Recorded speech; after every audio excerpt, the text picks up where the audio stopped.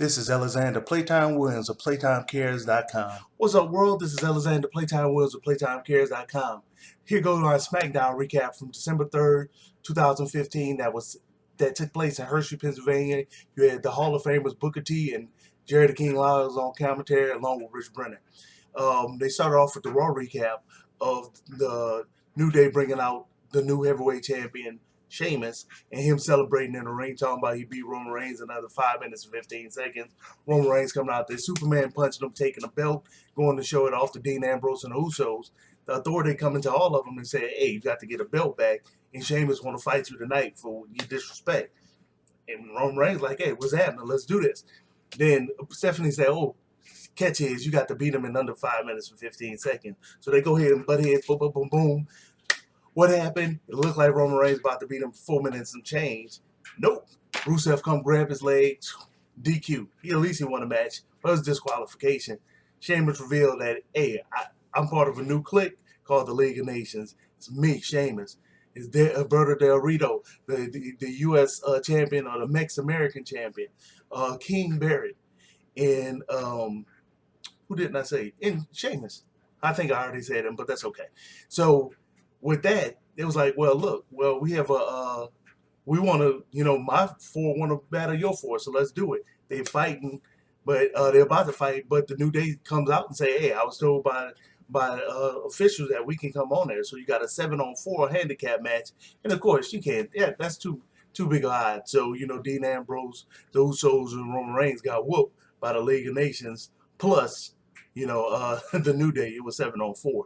So you start off SmackDown with Roman Reigns, Dean Ambrose, and the Usos in the ring.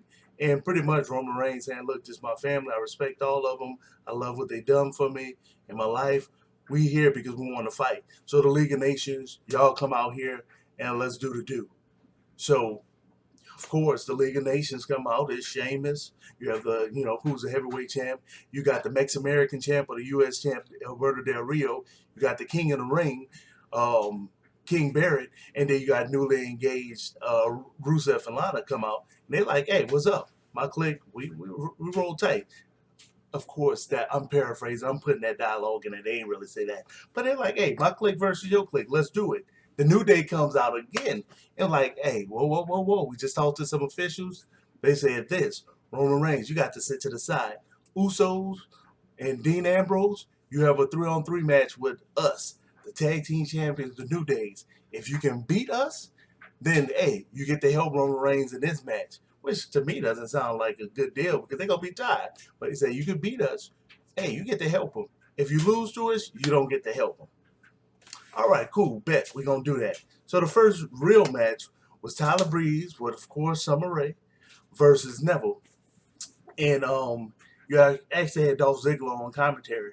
And, back and forth action. You had big moves from both guys.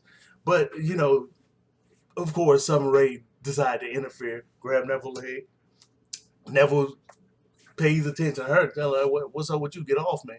And, of course, that allowed Tyler Breeze to go ahead and do what he had to do. Boom, pin victory is over. Match only decent. If you look at my rating scale on PlayTimeCares.com, so a 2-level match, 2 out of 4. Then you had a Raw recap of Charlotte, the Diva Champion Charlotte, cheating Becky Lynch, to win their match that they did against each other. So of course Becky Lynch is interviewed about her feelings about getting cheated on a match against Charlotte, and she was like, I was kind of dismayed by it, but you got to keep in mind Charlotte is nothing like Paige. So that made Foxy and Brie Bella come out and like, "Oh man, you know what, Becky, you real gullible." It's like, we don't understand you. Take the writings on the wall. So Charlotte comes out and like, "Look, man, y'all just jealous because us new girls taking all of the shine. You know what I'm saying? We the hot thing right now. Y'all just the old divas."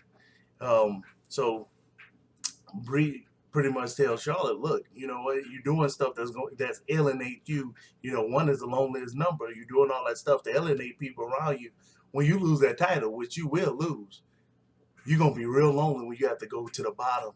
So it is what it is. So of course the next match is gonna be Brie Bella with with Foxy versus Becky Lynch, where Charlotte in her corner, and Bree starts off dominating the match. Then Becky just put on a clinic, and Becky Lynch threw through, she kind of pushed um, Brie Bella into the ropes, and Charlotte was standing close by the rope, so she accidentally elbowed Charlotte in the face, and she fell down towards the third rope. Boom. Charlotte gets upset. Becky Lynch slap on her arm breaker submission hold, and instead of Charlotte just letting Brie tap out, she jumps in the ring, even though Becky got it square in the middle of the ring. She jumps in the ring and attacks Brie. So Brie actually ended up winning that match by DQ. Match was only about a 2, but it does something to actually further see what they're going to do with that angle, because Team Page, they've been the most dysfunctional out of all the teams. And what's up with keeping Team Bad on a back burner? But that's neither here nor there. So they cut away to Neville walking in the background, and the Miz, telling them, look, you know what, you lack personality. Your personality needs to go up to the level that your skill level is. Your skill level way off the charts. You need personality with it. Neville's like, say, bro, why you even talking to me? What you even care about it?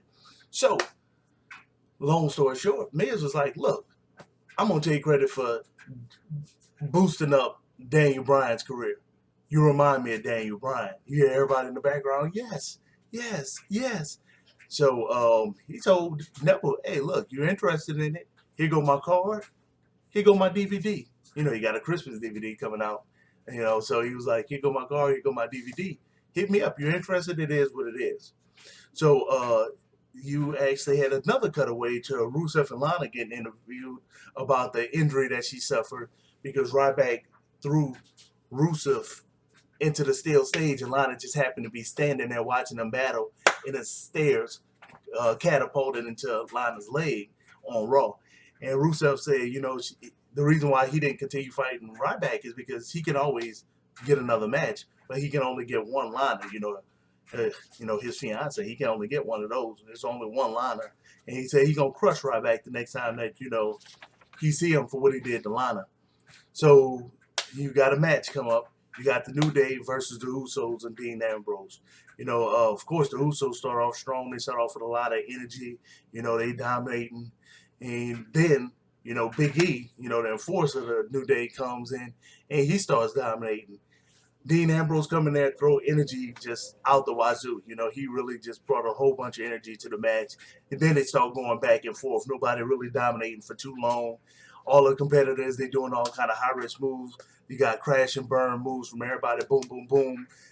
The crowd really into it, and then Jimmy Uso was going for a high-risk move, and he saw Coffee coming along the side of the ring, so he decided to jump and attack Coffee, but boom, tweaked that knee that he messed up on Raw. So that was all the opening that Xavier Woods needed, so Xavier Woods went ahead and cleaned his clock. So Xavier Woods get a pin victory, match only about a 2. And so that means that Roman Reigns have to fight the League of Nations by itself. It's going to be a 4-1 handicap match. Then you had Devon Dudley versus Bray Wyatt. Of course, you got Bubba Dudley and Tommy Dreamer, who came out on Raw. They showed the recap of them introducing them, say, hey, Wyatt family, y'all got family, but we got family too. And Tommy Dreamer comes out, old school WWE. He's more of WWF, ECW time frame, more ECW than anything. He came out with Kindle sticks and garbage cans on Raw, and they whipped up on the Wyatts for the most part. Ended up pushing Bray Wyatt through a table, and so Bray Wyatt fought Devon. It was kind of an interesting match, because you have the Dudley boys and Tommy Dreamer already in the ring. Lights go off, and lights come on. You expecting Bray Wyatt to be holding the lantern. Nah, that didn't happen. It was R-Truth out there, and everybody just busts out laughing. Lights go back out. This time when they come back on, it is the Wyatt family, and they come down to the ring. And Devon actually looked pretty good at the beginning of the match against Bray Wyatt, and just out of nowhere, Bray Wyatt snuck in a kick to his face and then put him in the Sister Abigail finisher. Boom. 1, 2, 3. Bray Wyatt gets the pin victory. And then decided that he wants to whoop up on him more. So, the Wyatt family gets in the ring. Devon and Tommy Dreamer jumps in the ring with some, kendo sticks again, start whapping on them. But, you got 3 extras versus just 2 extra. So the number game kind of wasn't in their favor. And, Braun Strowman, he grabbed one of the kendo sticks and broke that mofo. And, they ended up, I think it was Eric. I think Eric Rowan ended up grabbing Tommy Dreamer and putting him on his shoulders and just boom, driving him through a table. So, that match was still about it too. So the next match was in the final match was actually League of Nations versus Roman Reigns. Dean Ambrose and the Usos like, look, we sorry we let you down, but we're gonna come out there to ringside. One of the people come back and say, hey, wanted to let you know that y'all banned from ringside. So it's truly a 4-on-1 handicap match. Roman Reigns come down. Hey, he doing the do. He's fighting diligently. Every time he get a little momentum. Nope, they stop that momentum. Boom, stop it fast because of just some outside interference. Well, King Barrett would try to be slick and grab both his legs and make him fall.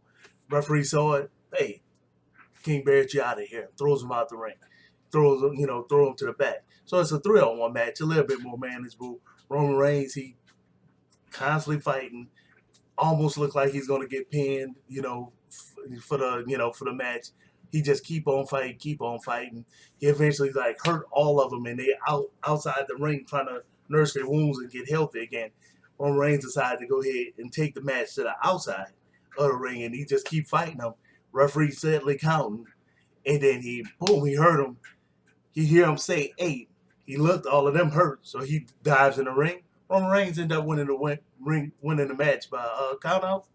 And of course, that means that King Barrett runs back to the ring, and then the other Sheamus, Rusev, and Alberto Del Rio go in the ring and start whooping on Roman Reigns until his boys, the Usos and Dean Ambrose, come out there, and then they even it up and they cleared them out the ring. So that match was still about it too. All in all, they're not doing a good job of really selling this TLC as anything spectacular.